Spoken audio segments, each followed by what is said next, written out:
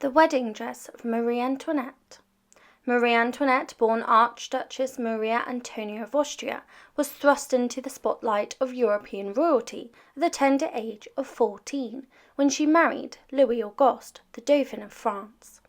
Her wedding was not only a union of two young people, but also a grand alliance between Austria and France, intricately woven into the political tapestry of the 18th century Europe. This event was held with all the pomp and circumstance befitting future monarchs at the renowned Royal Chapel of Versailles, a symbol of French grandeur and the epicentre of European fashion. The wedding of Marie Antoinette was a spectacle that captured the imaginations of contemporaries and historians alike. The Royal Chapel of Versailles, known for setting the fashion trends that dictated European aristocratic styles, was a fitting venue for such an illustrious occasion. Everyone in attendance was dressed in the height of fashion, but it was Marie Antoinette's wedding dress that stole the show.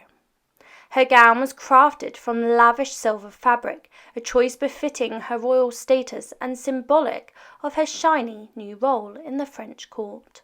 Adorned with numerous diamonds, a lavish gift from her mother, Empress Maria Theresa of Austria, the dress shimmered with every step she took down the grand hall of mirrors towards the altar. Despite the opulence, the gown showed the intricate dance between personal desires and royal duties that marked Marie Antoinette's life. Before she even reached France, Marie Antoinette's identity began to be reshaped to align with French expectations. At the border, her attire and appearance underwent a dramatic transformation. She was dressed in new, lavish clothes, her hair was styled into a towering wig, and her face was powdered and painted to reflect the French noble aesthetic. This physical transformation was a precursor to the many ways in which she would have to mould her persona to fit the rigid expectations of the French court. Interestingly, Marie Antoinette and Louis XVI were initially married by proxy in Austria. Her brother, Archduke Ferdinand, stood in for Louis XVI, who was absent from the ceremony. Such proxy marriages were common in European royal alliances, allowing political unions to be cemented without both parties being present. It was a practical solution that underscored the often impersonal nature of royal marriages. By the time Marie Antoinette set foot on French soil, she was already the Dauphine of France, a title laden with responsibilities and expectations. The formal wedding in Versailles was a grand affair, meant to publicly cement the union that had been legally recognized in Austria. The gown Marie Antoinette wore was constructed long before she arrived in France, made in measurements taken by proxy and thus prone to inaccuracies. On the day of her wedding, when she tried on the gown, it was immediately clear that it was too small.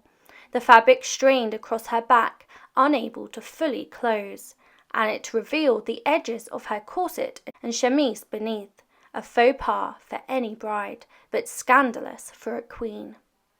The problem with the dress was multifaceted.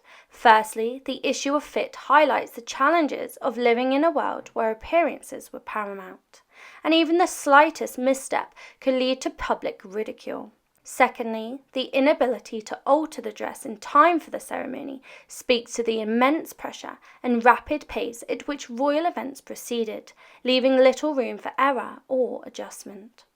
Despite the gown's poor fit, Marie Antoinette proceeded with the ceremony, a testament to her burgeoning role as a figure who must place duty above personal comfort.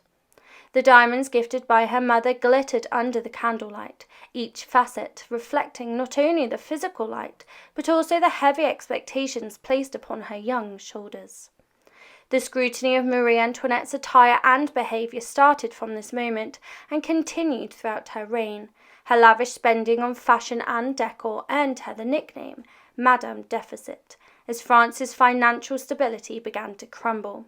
The misattributed quote, "let them eat cake," supposedly her response upon hearing that the French peasantry had no bread to eat, further cemented her image as an out-of-touch monarch, although there is no record of her actually saying these words.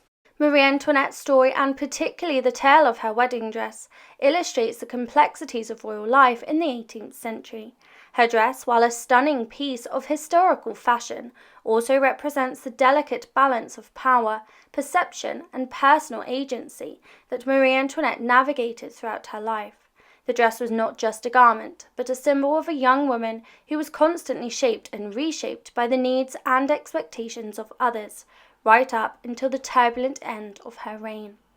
Her wedding gown, though no longer in existence, remains a poignant symbol of the opulence and extravagance of the French monarchy on the eve of the Revolution, as well as a personal reminder of the young Austrian princess who crossed into France to become a queen, a fashion icon, and ultimately a figure of tragic historical significance.